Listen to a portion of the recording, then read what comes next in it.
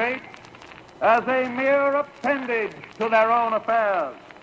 And we know now that government by organized money is just as dangerous as government by organized mob.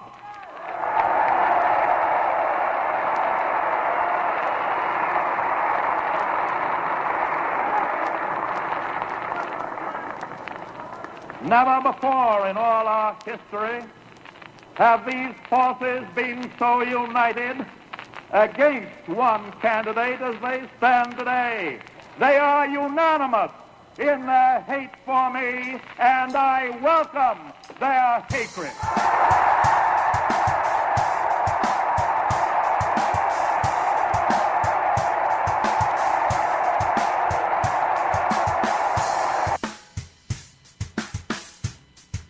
Welcome to United Front Radio, the voice of New Deal America. We're exploring the ideas that once made America great and how we can implement them again today. This is Daniela Walls, chair of the Tax Wall Street Party, and Kyle McCarthy, founding member of the United Front Against Austerity. We are demanding a set of reforms including a 1% Wall Street sales tax and nationalizing the Federal Reserve. These are solutions to protect our social safety net and create millions of jobs by rebuilding our aging infrastructure. Tonight's episode is on where Occupy Wall Street went wrong and how, knowing what we know now, we can get back on track and get results. Occupy got overrun with misguided political amateurs and amateur politics. How can we move forward with smart politics? What are smart politics? Make no mistake about it, the enemy has always been Wall Street and the banks. From Jesus Christ kicking over the money-changing tables to FDR famously saying, "Wall Street is unanimous in their hate for me and I welcome their hatred." But Occupy lacked focus on a single demand like a Wall Street sales tax. What if Occupy had stuck to one demand? They maybe could have gotten what they wanted, seen it through to the end. They could have won. A 1% Wall Street sales tax would give $40 trillion back into the American economy. What if Occupy had gotten that? But Occupy flamed out while these issues are still burning. In 2008, we had the bank bailouts, which infuriated most Americans from the left to the right. Then there was the collapse of the mortgage market and widespread unemployment. People don't realize that the Tea Party was initially born out of the bank bailouts. However, the Tea Party was quickly co-opted by right-wing foundations and billionaires like the Koch brothers who sent in their agents and operatives.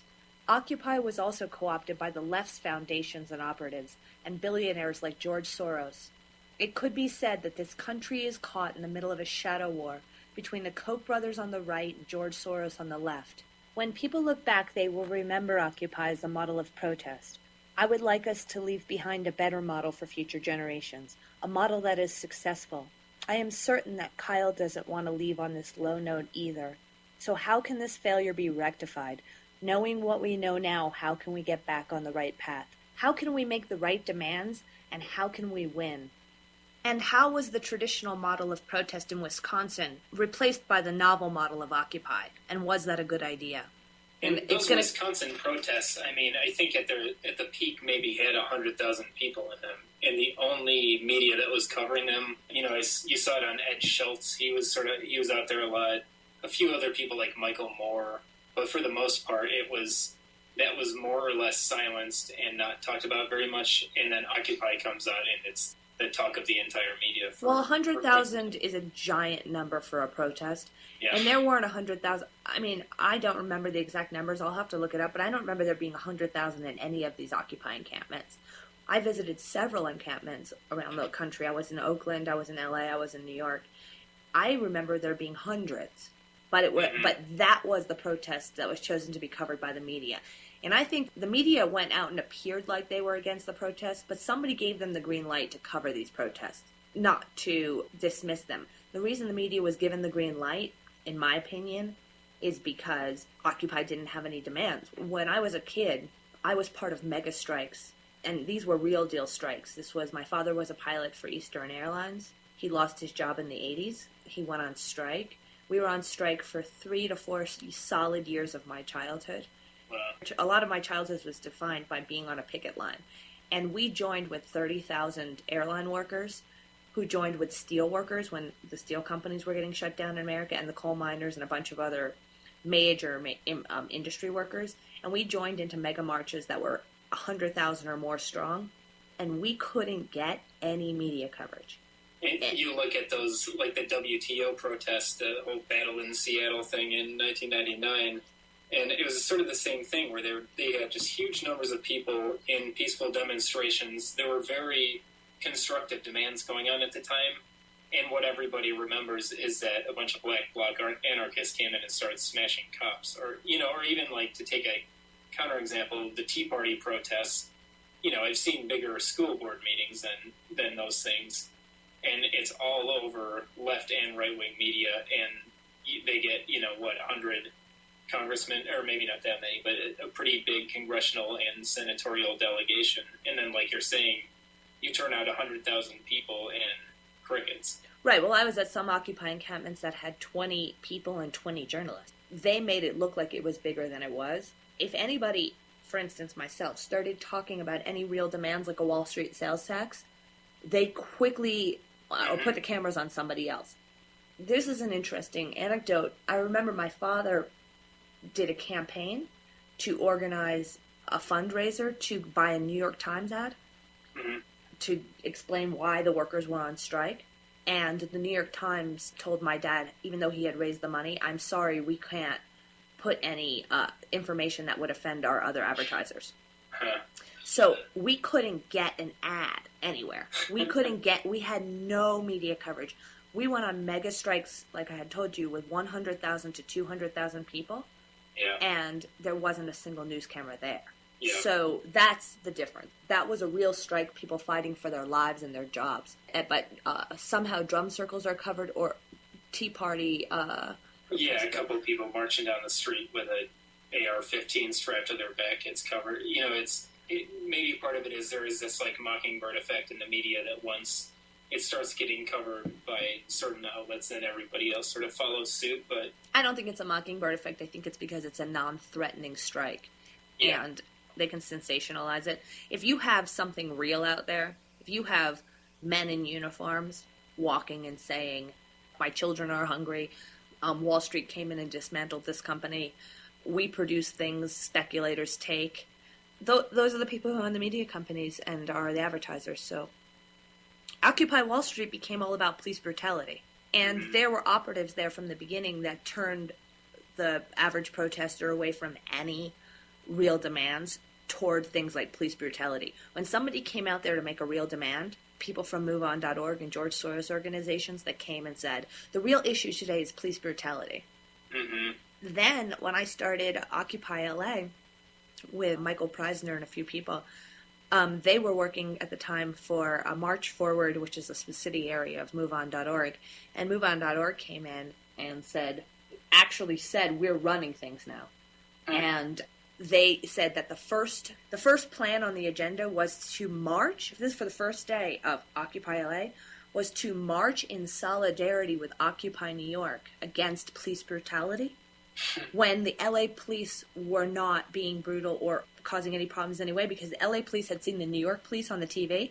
And that was a whole setup, by the way, which we should get into, because Jamie Dimon paid them to do that so that it would distract the protests from the banks. Right. They gave the orders to brutalize the protesters so that the protest would turn into a protest about police brutality. And not to skip ahead, but who's the darling of Occupy Wall Street right now? It's this Cecily McMillan, who was at some rowdy protest. It's unclear exactly what happened. She says the cop groped her. She elbows him in the eye and then gets arrested. And all of the energy of this, if we can call it a movement, is now focused on free Cecily, whatever the merits of her case. Once again, derivatives march on, and some chick who got caught up in a brawl, is the new hero. Precisely. Our first day of the protest, and you can look up LA Occupy, was a protest in solidarity with New York police brutality, which MoveOn organized. They had amps and a PA that they brought, and they said, today's protest, the first day of Occupy LA, is going to be in solidarity with New York against police brutality. I said, no, we should go to Bankers Hill. And they said, no, we're going to protest City Hall. We're going to protest. I said, why are we going to protest City Hall? What's City Hall got to do with anything right now? The enemy are the banks and Wall Street. So we don't have a Wall Street, but we have a L.A. arm of Wall Street, which is a place called Bankers Hill in L.A. And the protest was originally supposed to be at Bankers Hill. And they said, no, we want it in front of City Hall. And all it took was a PA system to make it happen. It's just, you need a well-placed person with an operative resources. We've run into this issue even with, like, the Robin Hood tax group. We tried to work with them on something. Nothing against at all, like the nurses union or anyone like this, but you can see pretty quickly who the paid operatives are. And all they have to do is say, no, we're not going to march to this. This was something happening in Chicago. We're not going to march down to the Board of Trade or the Board Options Exchange or whatever. We're going to march to Congressman blah, blah, blah's office out in the middle of nowhere with tumbleweeds rolling down the street. It just like, it's so easy to misdirect and just completely diffuse energy that could be used for something constructive. You get into who's behind the Robin Hood tax, and it's pretty ugly to me. I mean, the group that started and continues to fund it is Oxfam International, and that's sort of like the British version of the Red Cross. It's a non-governmental organization, and you start digging into some pretty ugly areas dealing with eugenics, dealing with the whole British imperialism apparatus, and I think we'll get into some of that today when we talk about the Fabian Society and its influence on a lot of these left-wing movements. Well, if you look at who's behind it, you've got people like Larry Summers, Nancy Pelosi, Mark Cuban. And these are people who have just spoken favorably in general terms about a tax on Wall Street transactions, but nonetheless, the Robin Hood tax gets the bulk of the media exposure and everything else because Oxfam is putting money into it, which effectively gives them the microphone. Right, and the problem is that if they do raise this tax, I forgot to mention also Paul Volcker and Warren Buffett. Mm-hmm. So you have to ask yourself, what's this about? Where's the money going to go if they do raise it? And is this a way to just distract from an actual, like a concrete amount, like a 1%, to make it a small, negligible amount, allocate the money for their private charities instead of right back to the taxpayer? Well, and once again, if they say they want to raise it for everything from climate change mitigation to AIDS relief, well, who gets the AIDS relief contract? Oxfam, I see. It's just, it goes right back into these NGOs who are using it for something that you can't see or touch. They're not out here saying tax Wall Street so that we can fund food stamps, or that I call it the Brer Rabbit tax because remember in the Brer Rabbit stories, he always wanted to not be thrown into the briar patch. Please don't, anything but the briar patch. And the fox throws him in there and he scampers away. It's kind of the same thing where, it's Wall Street saying, oh, please don't tax me 0.003% on derivatives. Who cares? Mm-hmm. It's inconsequential. They already pay more than that to the SEC. We're out here saying 1% on stocks, bonds, and derivatives. Which could flood trillions back into the American economy and get us out of our national debt. Right. I think that's the main thing, is it gets rid of this idea that we're broke, and therefore we need to cut the post office and cut Social Security. Blah, blah. The subject of today's show is revolution distractions. And why did Occupy blow up? And finally, for the first time in our history, we named the real enemy. Mm-hmm. I knew the federal government wasn't our enemy when I was a young kid, and that Wall Street was the enemy because Wall Street was who broke apart my dad's company and sold it off for parts. Yeah. And liquidated it. It wasn't the federal government. And the only people that helped fight against us is my dad, and I went lobbying Congress for 3 years. I used to call it congressing, and I'd have to sit on those cold marble floors. It's not hard to go into a congressman's office. You knock on the door and you walk in. They have actual physical offices, and some were for us and some were against us, but that was the only help we had. Yeah. Wall Street took the company and broke it up, and my dad has this always yelled, he's like, the problem with this country are the goddamn MBAs. he's like, they produce, and he would say, Daniela, they produce nothing. They produce nothing. Yeah. And he drilled it in my head early. He's let's like, not let the lawyers off the hook here. yeah, let's not let the lawyers. But well, my dad yells that too. He's like, the goddamn lawyers and the MBAs. Both of them produce nothing. And really quick, just to interject, I mean, Wall Street is not. I think it's good that we have a term to describe financial speculators, but I think people tend to think of it just as the stock market. Wall Street is either it's just J.P. Morgan Chase or it's just, the New York Stock Exchange. I think the biggest part of Wall Street that people tend not to think about is private equity funds, hedge funds, things like the Blackstone Group or Prudential even, or these smaller hedge funds, run by like these. Can you explain what a hedge fund is? And because most people don't even know what a hedge fund is. Seriously. I have a hard time explaining it. I actually, early in my career, as a graphic designer, I designed a logo for a hedge fund, and I thought, oh, this is cool, a hedge fund. I never even knew what the hell it was. I swear to God, I know that's such a basic question, but George Soros works through a hedge fund called, I think his is called Quantum Fund, isn't it? Hedging your bets. It's set up to take various long and short positions in the hopes that, you're going to sort of beat the odds in the average of your positions. But they're basically betting against themselves.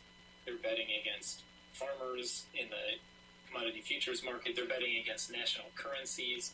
What does that mean, they're betting against themselves? Meaning they can take, like a long or a short position. Basically, a long position is they'll buy something at a certain price expecting that the price is going to be higher and therefore they're going to reap benefits. Mm-hmm. Whereas if they buy something and they expect the price is going to drop, then they're going to buy like an insurance derivative against their own position. So that, if they lose money on the asset, then they're making money on the bet that the asset is going to be devalued. Okay, so even if they lose, they win, and if they win, they lose, like... Yeah, heads I win, tails you lose. It's those things like everything from, a Bain Capital who comes in and restructures a company probably in the same way that happened to Eastern Airlines, where they come in and say, now the flights are going to be this long, we're going to cut this level of middle management, we're going to deregulate air traffic control all the way up at that level. That's what they started out with, and then finally they just broke the workers because they couldn't work. Right. They wouldn't take it anymore, and then they shut down the airline and sold it off for parts. Right, and it's they're able to buy low and sell high. It's disaster capitalism. It's looting, and then in the speculation part, they are not like it's not like these are guys playing poker. These are guys with a vested interest to destroy your company because they hold. It's almost like it's like having a mafioso holding a life insurance policy against you. That makes a lot of sense. That just made it make a lot of sense to me. I think part of it is, you can get into the whole issue of shareholder rights that people like Ralph Nader address. Then there's just there's this systemic issue of, is your economy protected against free trade, and what does that do to just the prevailing wage rates? And then there's the issue of regulation. Who owns the regulatory apparatus when you get into things like the air flight controllers and all that? Mm-hmm. I don't know. It's just a whole collection of issues about who holds power in society, and do the people have effective control of their government? So maybe let's go back into Occupy a little bit and talk about what were the demands of the people on the street versus what became the demands of the movement, and then where is this thing going today? And then maybe we can sort of circle back to put it into some historical context to show that this kind of distraction from the obvious demands of a society experiencing an economic depression have happened before. Yeah, let's do that. I wanted to mention one point that I forgot to say a minute ago when I was talking about Eastern Airlines workers being glamorous at the time.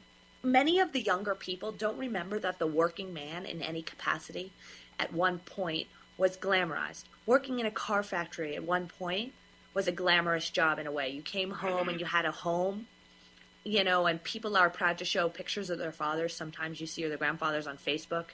Yeah. Where they came home and they were in their factory uniforms, and when they got home, the wife came out and greeted them in clean clothes and a skirt, when the kids were perfectly dressed coming out to greet the father who had a lunch pail. It's really interesting, and maybe we can get into a little bit of like sort of the cultural attacks on that idea. I mean, even getting down to Homer Simpson, they take something like a high-tech, highly skilled industrial job of power production and just turn him into this bumbling, stupid oaf. Absolutely. Homer's a bumbling idiot. In the same way the factory worker would come home, my dad would come home from work, and my mother didn't have to work when we were young. Mm-hmm. I was raised by a stay-at-home mother. It's amazing how, people, and I think young people, and maybe this gets into Occupy, have lost sight of this because they haven't seen a functioning industrial economy. My dad worked in the printing industry, and his dad worked in the printing industry. My other grandpa worked in the printing industry, and they were all, or my dad and my grandpa were sort of like industrial entrepreneurs of a sort. My other grandpa just worked on the factory floor his whole life, but it was honest work. They made a decent living. My dad was somewhat, he had a somewhat successful career coming from, his first job out of a small college was as like a night foreman at a slaughterhouse. Mm-hmm. And you just don't have to go from there to, he ended up, even his company paying for him to get an MBA at the University of Chicago. You don't see that anymore. His company paid for him to go and do a master's? Yeah. Interesting. And they still have executive MBA programs, but it's basically for people who want to fork over $50,000 in the hopes that they're going to make some connections and get into Wall Street. You just have lost this idea of the industrial corporation being almost like a family that's going to help you advance your skill set and help you become more valuable to them. It's just become...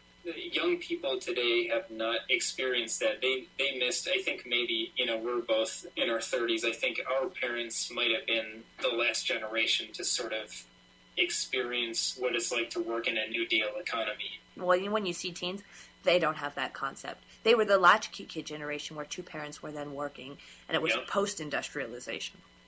Right, and so now I think they are more susceptible to this idea of, maybe we can get into the article at Against Austerity about this world of pure imagination. They don't have a tangible idea for how wealth is created, for how the economy works. How does food get on your table? How does the car get there? Mm-hmm. Everybody they know is working making goddamn iPad apps or, working at Starbucks or whatever it is. They don't see the factory workers and the farmers and everyone else because they're all in China and India. And that was the perfect choice to call your article A World of Pure Imagination. The subtitle is How Occupy Turned to Anarchy. We focus on this article on Russell Brand. In 2012, in the Summer Olympics, Russell Brand sang a song from the Willy Wonka movie. And I just want to read the lines of the song because I think it's important. Can you sing it, please? No. Okay. Can I sing it in a Willy Wonka? In a Willy Wonka? Can I still? Yeah. Come with me, and you'll be in a world of pure imagination.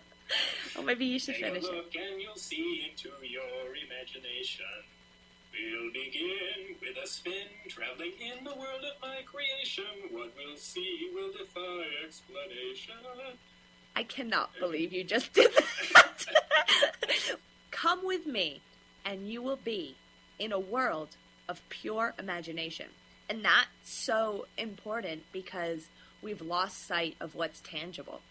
Something tangible is seen as polluting. The idea of the article, it goes through some of what we discussed earlier about Occupy. It talks about Occupy being a rehash of something called the 1968 May Day riots in France, or the May strikes. Okay, that's so important because most people think that Occupy was an original event and defines our generation. We're the first time there ever was an occupation. But this is nothing new. This was mimicked. This protest was mimicked after the 1968 occupations in France. So talk about that. The connecting thread here is that those strikes, which were it was basically like it was wildcat strike, so these sort of disorganized, spontaneous striking of students and certain factory workers and stuff that tried to bring down the government of Charles de Gaulle. That was ostensibly inspired by this group called the Situationist International.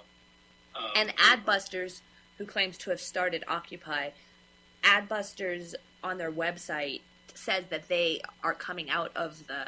Yeah, they're basically a rehash of this thing. It's rehash of the Situationist International of France. Mm-hmm. Just want to make that clear.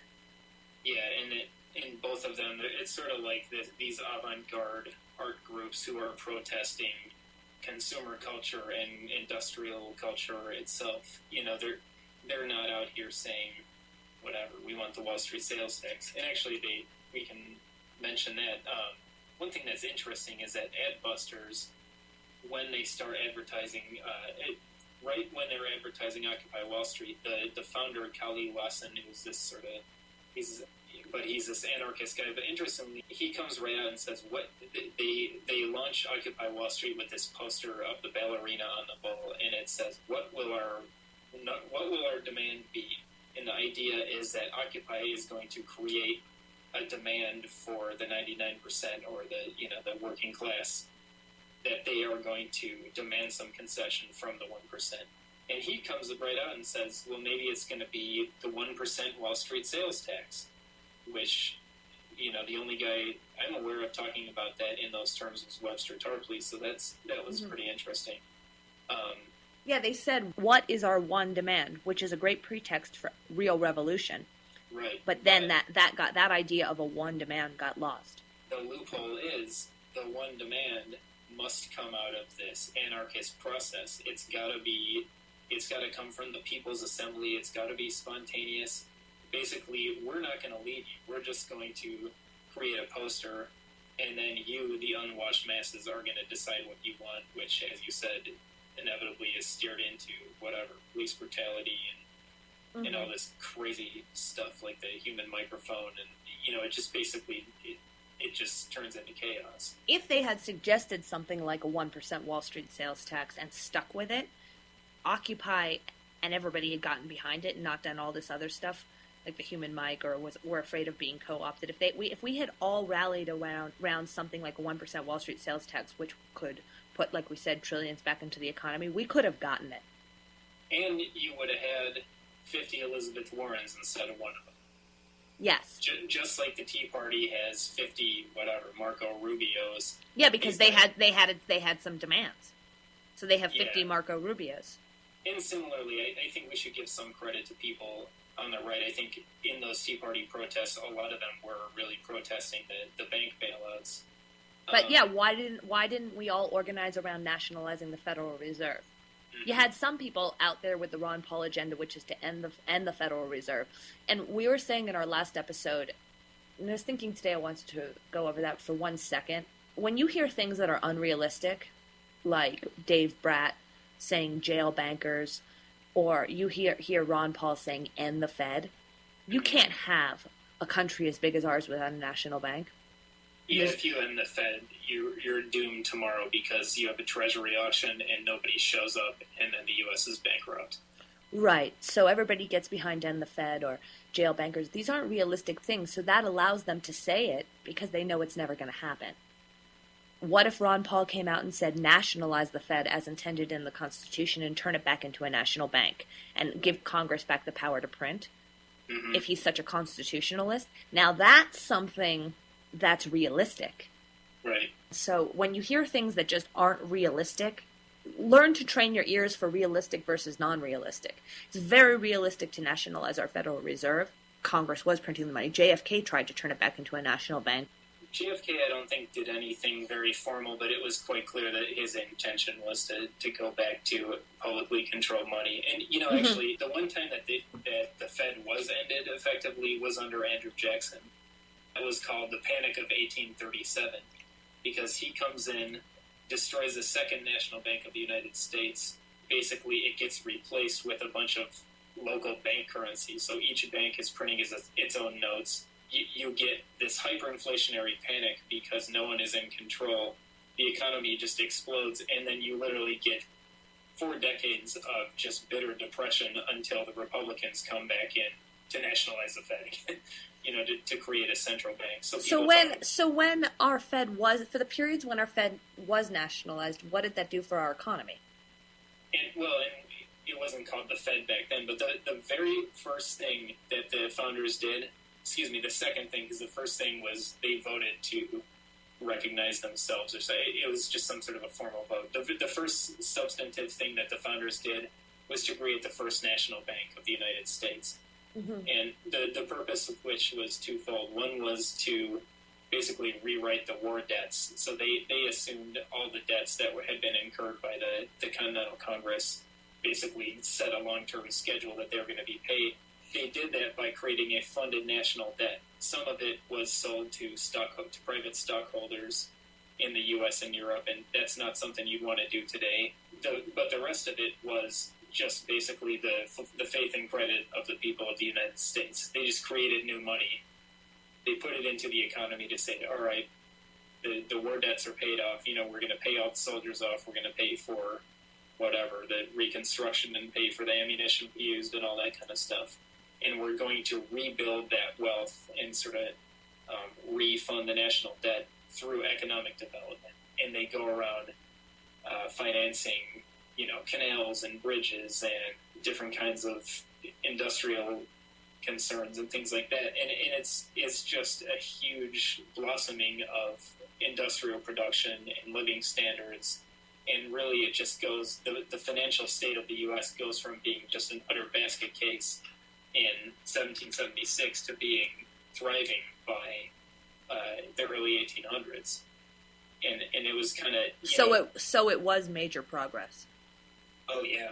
And in the same thing in the Civil War. I mean, the thing that derails the progress is when you get reactionary regimes coming into power, like Andrew Jackson, who sort of push it off track. They're either fighting against the ongoing policies of the Fed, or Jackson just undoes them. And it's sort of the same thing with the high watermark of the Republicans, where you had Lincoln and McKinley and all these guys. With the greenback system, it was the same basic idea. It was just this unbelievable advancement in just production and wealth and living standards. And then the whole thing gets flushed down the crapper by, at that time, it became the reactionary Democrats, because, they wanted to appeal to Wall Street. Well, Lincoln enforced a Wall Street sales tax to help fund the Civil War on top of using greenbacks. I think this is a good place to bring in this idea of Fabian socialism and generally the British proliferation of these sort of false doctrines. Following the U.S. Civil War, you got to remember that there's a period where the British Empire goes from just dominating the world through its control of the ocean to being knocked back by the development of continents. And that's, you've got Lincoln with the Transcontinental Railroad, you've got Bismarck in Germany, you've got similar things happening in Russia and elsewhere, and it's really the former ability of the British to control the world and to just sort of impose colonialism on the entire world is really hurt. The slave empire is hurt.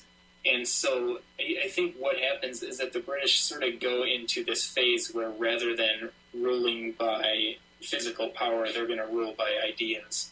There's the point. Around the period of like I think it's 1884, you get the Fabian Society is formed. Mm-hmm. And this involves, early on, it involves people like H.G. Wells, who is the head of British foreign intelligence during World War I. It involves, George Bernard Shaw. Russell Brand is the new Fabian Society's George Bernard Shaw. There's a quote that said, "The ladies loved George Bernard Shaw. He was a good front man for the Fabian Socialists." Does that remind you of anybody? I suggest Russell Brand. It's very interesting that the use of British intelligence, the use of these sort of men of letters or artists who are also seducers in a way, where George Bernard Shaw is one. Roald Dahl, the guy who wrote Willy Wonka, as a matter of fact, Charlie and the Chocolate Factory. Oh, and funny that Russell Brand chose that as his song. He's a British intelligence agent, and his purview is to come in and seduce high society ladies in New York and Washington. You gotta bear with me here, because my mind is blown, because of course I read every Roald Dahl book when I was a kid. Man, they brainwashed me early. So, where are you getting the proof? Where are you getting the proof that Roald Dahl is a British agent? This is public knowledge. You can Google it. Just type in Roald Dahl MI6 or Roald Dahl British Intelligence. Okay. But they're seducers of women, which is interesting, because you wouldn't think of it to look at George Bernard Shaw. If you Google images, you'll see a man with a beard. If you look closely, you'll see that he was a handsome man.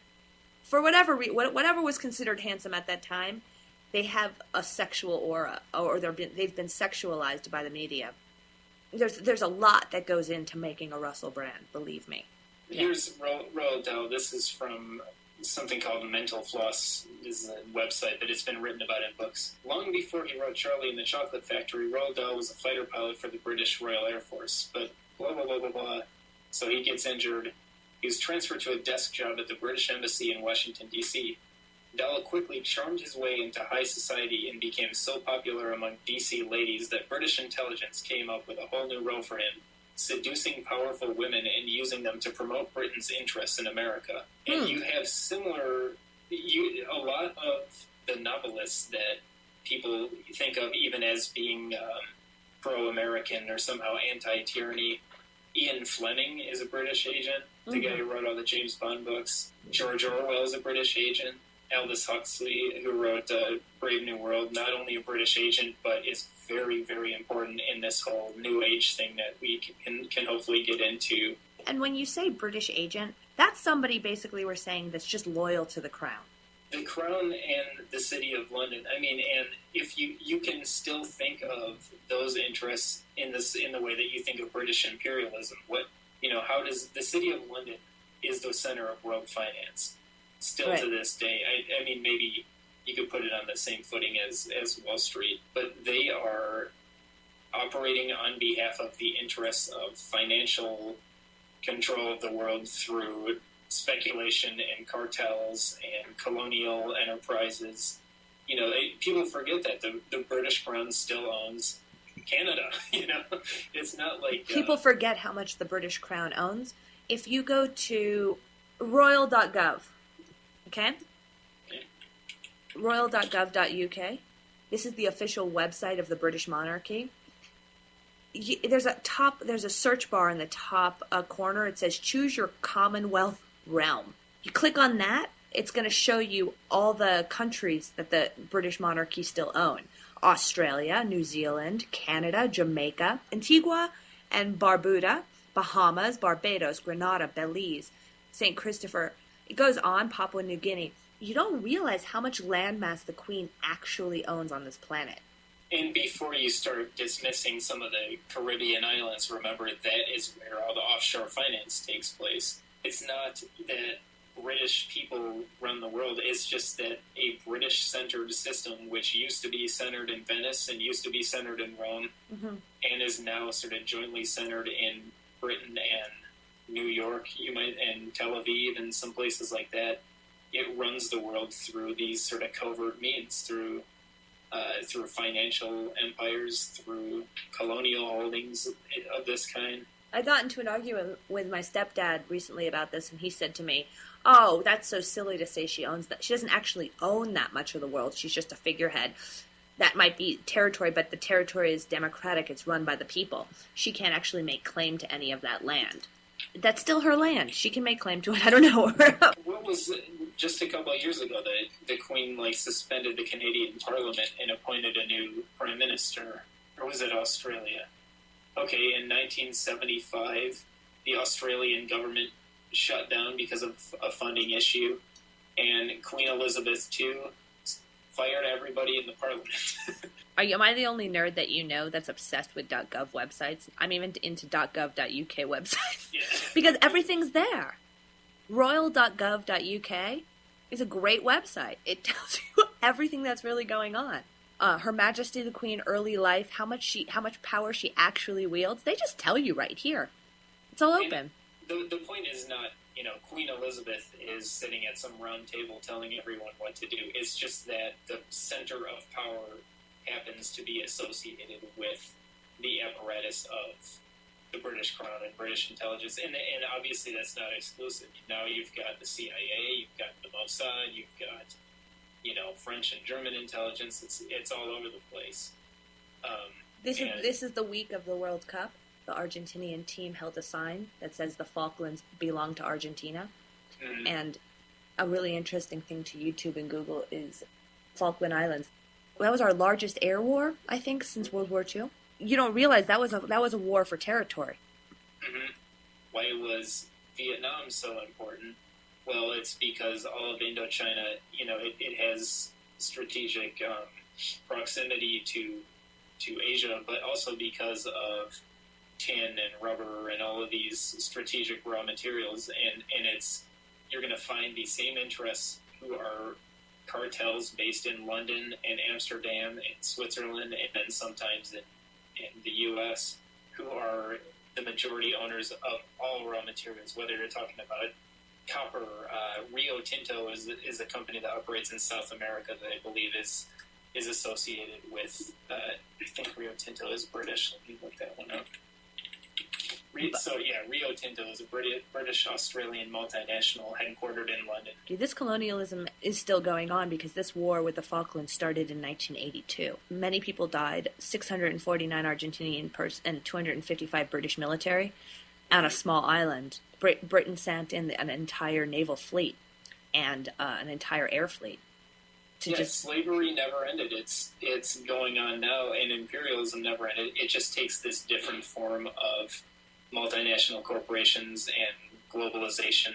The world's biggest steel company, I think I mentioned last week, is Mittal, which is based in Luxembourg, but their manufacturing is in India and Poland and Ukraine. Mm-hmm. It's just that they're able to use political control to keep a country fenced off in terms of its wages and its regulations and the ownership of its land and all this kind of stuff, and just exploit it in the same way you would exploit slaves on a cotton plantation, and then ship the low-price materials to the high-income countries and profit on the difference. It's the same exact thing under a different name. Do you remember when Webster Tarpley yelled at me on the phone that you were on the call, and he said, Daniela, if you want to understand geopolitics, the best thing you can do is get a map. Yeah. And absolutely. If you just look up where the Falkland Islands are on a map, you'll notice they're only a few miles off the coast of Argentina, and the water is so shallow between Argentina, the land actually sticks out and joins into the Falklands. It's just a piece of Argentina that's sticking up out of the water. It's connected to Argentina by a land bridge. They already have the islands that are in the Caribbean, right?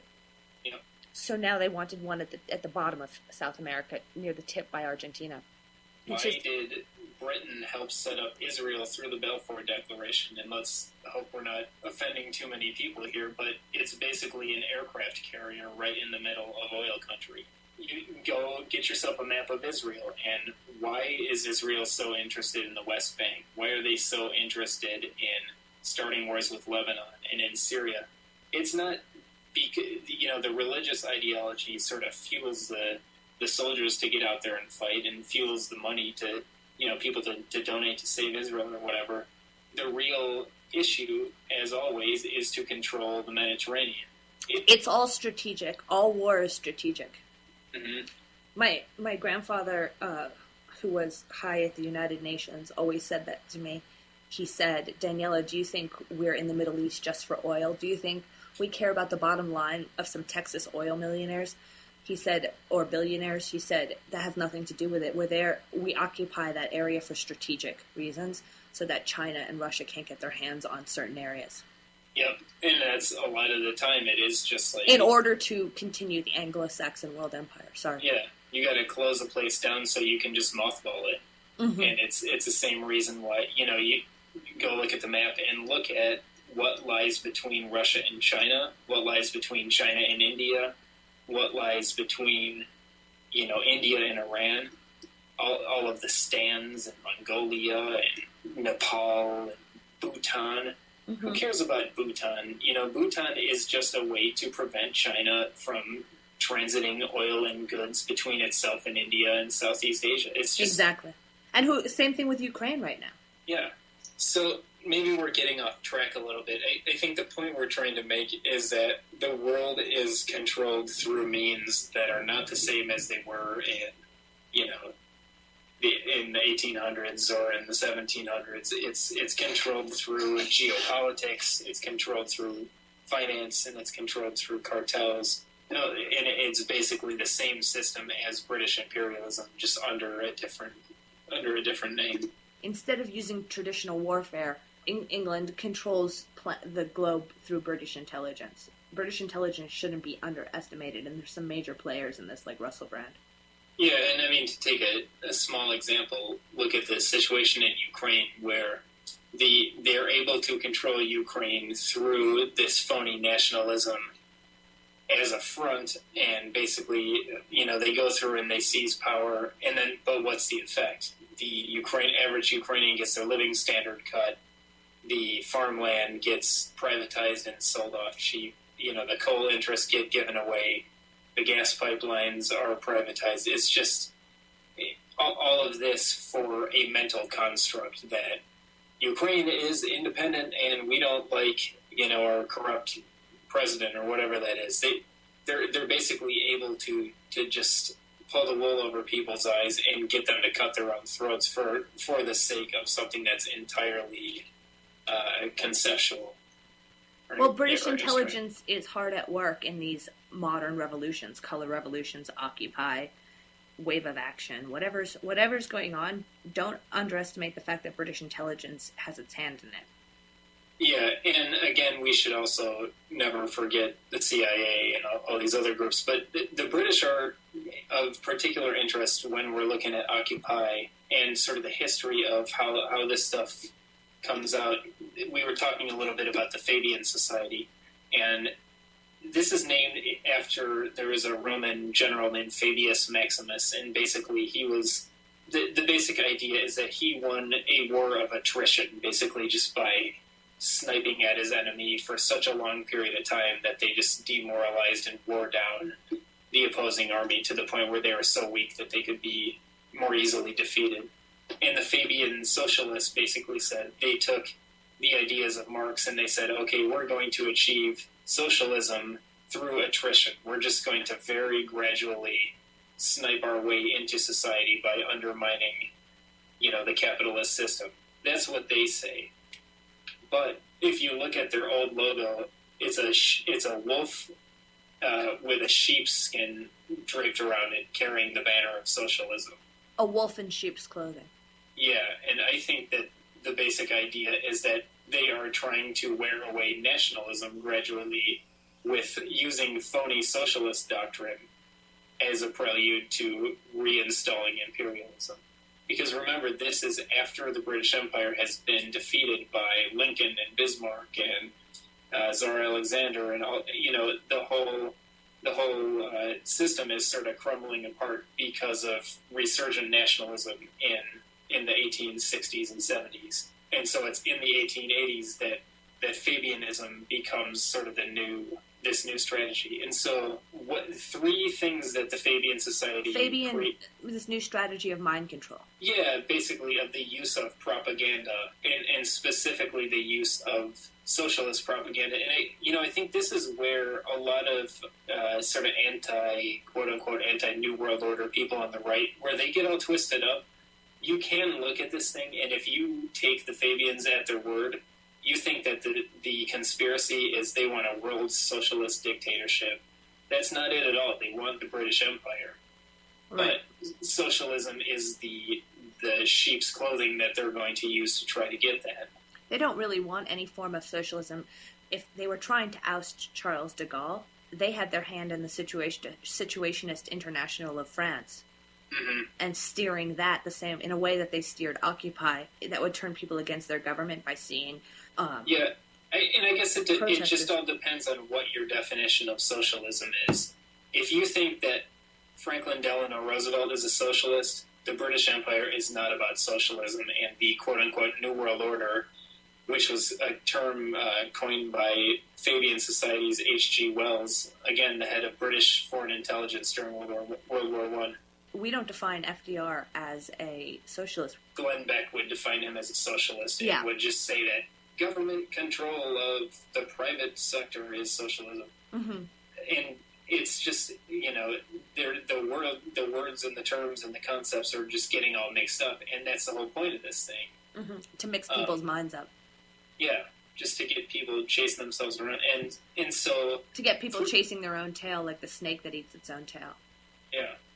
And so 3 emanations of the early Fabians are, 1, the London School of Economics, which it's very important throughout its history, but especially today with Occupy, when you're looking at who are some of their faculty members. David Graeber, who is sort of the main ideological force behind Occupy, so we're told. Mm-hmm. Naomi Klein, who writes these books against globalization and all this. So people like this, it's sort of like where the avant-garde left anarchists come out of. So that's one. Number 2 is this New Statesman magazine. Just let's mention avant-garde left anarchists that come out of an anthropological background like David Graeber, who want the end of civilization as we know it and a return to tribal culture. Right. So he's saying basically we need a low-tech society or we need a utopian society where everyone is using 3D printers and basically people are taken out of the workforce as a way to just basically, we are not going to advance centralized technologies, which would be power production, infrastructure, big industrial enterprises. Show me the 3D printer that's going to build a sewer. Or right. Right. You know what I mean?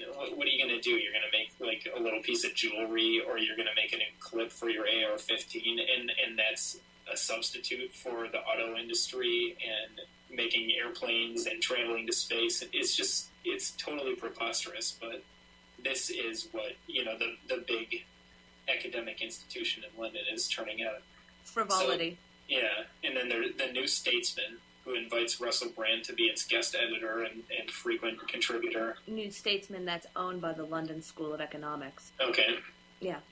And the third one that people don't know much about is called The New Age. It's a magazine that comes out right around the same period of like the very late 19th century, early 20th century. It starts as sort of a socialist publication and then is quickly taken over by George Bernard Shaw, I think is the main guy, but brings in people from H.G. Wells to Annie Besant, who's the sort of the Grandam of the New Age. She's a theosophist. She kind of takes over Rudolf Steiner's movement. Who else is involved in this? Aldous Huxley, George Orwell, the whole crew. What's his name? Aleister Crowley writes a number of things for it. It's sort of like a combination. It's actually similar to Adbusters, I would say. I like how these things all have the prefix new. New Statesman, New World Order, New Age, New Man. Mm-hmm. H.G. Wells, like I said, is the guy who coins the phrase New World Order. Mm-hmm. And he is a frequent contributor to the New Age magazine, which later becomes the official publication of 33rd Degree Scottish Rite Freemasonry, which some of our listeners are going to... You're going to have to slow down and explain that one, Kyle. What? That's a whole other episode, but suffice it to say, the New Age magazine is not just a nice little organic literary arts journal. It's the official publication of Freemasonry, which anyone who gets into the conspiracy stuff is going to draw a lot of connections with that. Continue. But these characters, like you said, George Bernard Shaw is a playwright. His famous play is called Pygmalion, but all of these guys get heavily into the eugenics movement. George Bernard Shaw has some just wild quotes. He's got a quote you can find on YouTube called "Justify Your Existence." He says things like, "I appeal to the chemist to discover a humane gas that will kill instantly and painlessly. I don't want to punish anyone, but there are an extraordinary number of people who I might want to kill. I think it would be a good thing to make everybody come before a properly appointed board. Sir or madam, will you be kind to justify your existence? If you're not producing as much as you consume, or perhaps a little bit more, then clearly we cannot use the big organization of our society for the purpose of keeping you alive." These people hate humans. This has been a through line. This genocide has been a through line for so much of our history. It's incredible. Yeah, I mean, there are a lot of these people. It's and I was looking at some pictures really quickly of kids in Africa the other day, and it didn't hit me until yesterday. You had sent me a clip, and there was a picture of kids in Africa in it, and it didn't hit me till last night that I realized, how are the starving skeletal kids in Africa any different than those pictures we see of people in concentration camps? Yeah. The debt we're imposing on Africa is the exact same genocide. Well, so these people on a larger scale. So these people are larger genocidalists than Hitler ever was. And it's worse because the whole world knows about it. It's just sitting there watching. Mm-hmm. I think what people would say, well, what are you going to do? They're useless eaters, and they don't see the control of imperialism over the strategic resources of Africa. It's right. Not that the Africans are just a bunch of lazy, backward people. Americans were a bunch of lazy, backward people before they got the National Bank and before they got the Homestead Act. And, mm-hmm. my ancestors fled Europe from various revolutions and stuff, and were basically peasant farmers turned into farm entrepreneurs, and their kids turned into industrial entrepreneurs and so forth, because you have the government protection, because you have...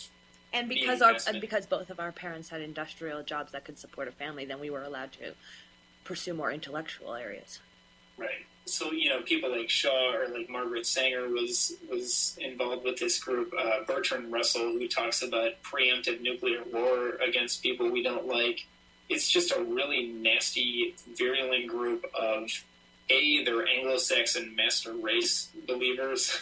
Mm-hmm. They hate. It's everything you hate. It's basically proto-Nazis. Mm-hmm. And I think you'll find that the ideological thrust of Nazism comes directly out of this movement, whether you're looking at theosophy or whether you're looking at the geostrategic purpose of Nazism. And so one figure like Bertrand Russell in particular, then he gets involved in this thing called the Congress for Cultural Freedom. And this is where basically British and U.S. banks are involved in funding modern art movements, philosophers, everything from like Jackson Pollock to Tennessee Williams to you name it. It was money from the CIA and MI6 pushing avant-garde art into the mainstream. Avant-garde, much like the culture jamming of an organization like Adbusters. Can you explain the reason behind the CIA pushing avant-garde art? Well, their reason was, we're going to win a cultural Cold War against the Soviet Union, and we're going to show that their art is backwards and it's dead. They've got a dead culture and we've got a live culture, and therefore we're superior. That's the idea. Mm-hmm. But the real idea, and I think you can see it, it's the Opium War. It's basically mainstreaming of drugs and pornography and divorce and everything that leads to the disintegration of a culture mm-hmm. by disintegrating the family, which is sort of the core unit of society. There might have been a factor in my life as to why I never had a family or never pursued that, because I had this idea in my head of this rebellious free spirit. I had the ideas in my mind of Charles Bukowski and Jackson Pollock, these kind of rogue characters that represented to me freedom. I was heavily influenced by beat culture. And somebody like Allen Ginsberg, who was influenced by William Blake. Blake he's hard to understand because there's a lot of symbolism and it's changing and stuff, but my take is basically that he writes these epic poems. They're almost like Kabbalistic poems about the birth of Albion, represents literally the British Empire. I mean, Albion is the name of Britain. The birth of imperialism out of this bringing together of opposing forces. I kind of... Strange that David Icke and Russell Brand are carrying on that same imagery. The new age of the British Empire. Or they might say, well, they might explain it in the same way that you would have been attracted to beat poetry and all that kind of stuff. William Blake he means freedom. And they represented a better way of living than my parents did. Yeah, and it's just funny. I mean, I probably had that same idea when I was in college or in my early 20s, and then since having kids, I can't go back and read Allen Ginsberg. It just feels like a useless pile of garbage to me. I just noticed we're out of time for this episode, Kyle. We'll keep going with this discussion next week and make this a two-parter. You can supplement this show by reading Kyle McCarthy's article or on the United Front Against Austerity website at againstausterity.org. The article is titled A World of Pure Imagination, How Occupy Turned to Anarchy. You've been listening to United Front Radio at ucy.tv.